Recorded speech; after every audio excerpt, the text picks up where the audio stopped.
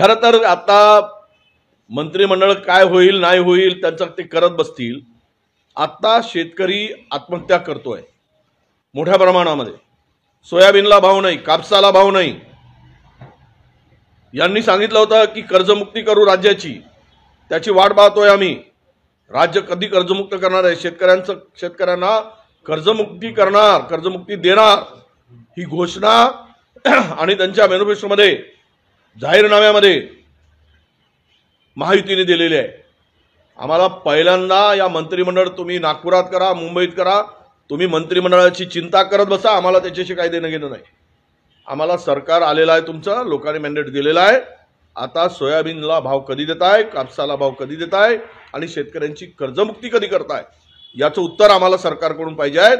आणि त्याच्यावर आमचा सरकारकडे आमचा प्रश्न आहे। आरोग्य विभागाचं तर बट्ट्याबोळ झालेला आहे। बोगस औषधी, बोगस खरेदी, भ्रष्टाचार।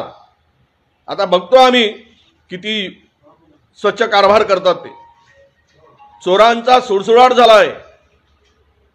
तुम्ही कितीही पैसे खा, 100ची नोट खा, 500ची नोट खा, पण लोकांना जे मूलभूत गरजा आहेत ते तर द्या।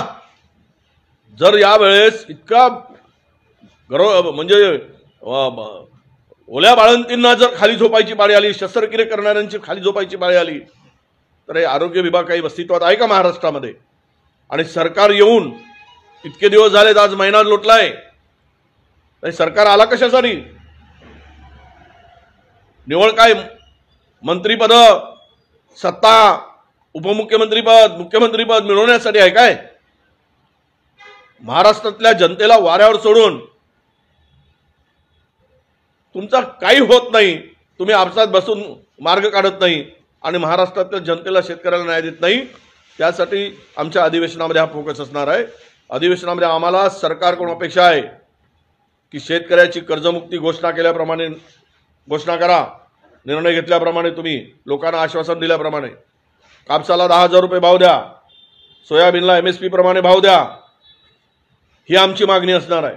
आणि आरोग्य यंत्रणा जी विस्कळीत झाली, आरोग्य यंत्रणेचं जे बट्ट्याबोळ झाला आहे, त्या मंत्र्यासह ही कारवाई करा आणि यामध्ये जे जे सहभागी असतील त्या सर्वांवर कारवाई करा, ही आमची मागणी असणार। मला चर्चेमध्ये काय आहे ते मी काही चर्चा ऐकली नाही, तो हायकमांडचा निर्णय आहे, दिल्ली निर्णय घेईल।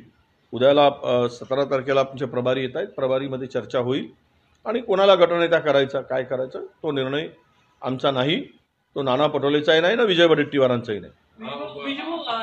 16 आमदार काँग्रेसचे आलेले आहेत, त्यामुळे पुन्हा पक्षाची उभारणी करण्यासाठी नव्या विचारांची किंवा नव्या पद्धतीने नियोजनाची गरज आहे असं वाटतंय?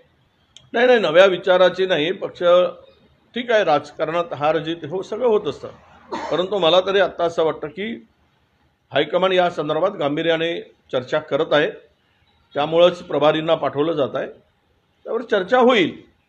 नव्यानं पक्ष बांधणीची गरज आहेच, ते काय लपून राहिलेलं नाही, कारण आम्ही कुठल्याही लाटेमध्ये 16 पर्यंत आलो नाही, पण यावेळेस आलो कुठलीही लाट नसताना। एक अचंबितच आहे, त्यामुळे EVMचा किती सहभाग आहे, लोकांचा किती सहभाग आहे, हे सगळ्या गोष्टी होतील, हे पुढे येतील कालांतराने। आणि सरकारने आमची सगळ्यांची मागणी आहे की बॅलेट पेपरवर घ्या।